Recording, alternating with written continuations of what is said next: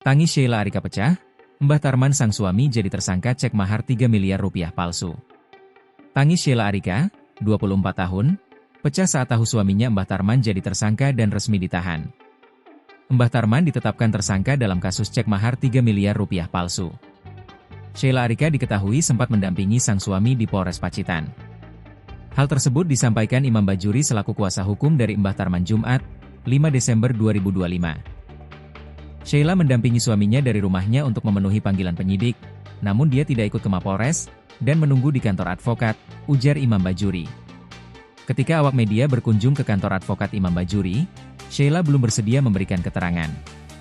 Sebelumnya, Mbah Tarman telah ditahan atas kasus cek 3 miliar rupiah palsu. Cek senilai miliaran rupiah yang sempat viral itu diduga merupakan dokumen palsu setelah dilakukan pemeriksaan oleh pihak berwenang.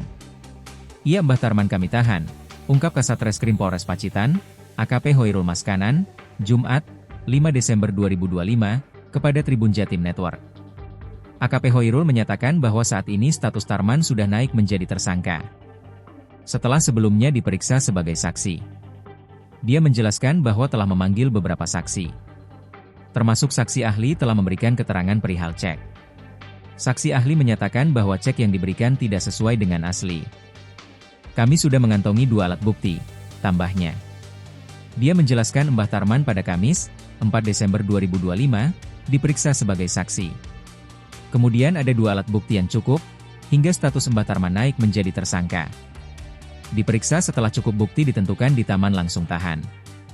Ditahan wingi bengi, tadi malam, pungkas AKP Hoirul. Download Tribun X sekarang, menghadirkan lokal menjadi Indonesia.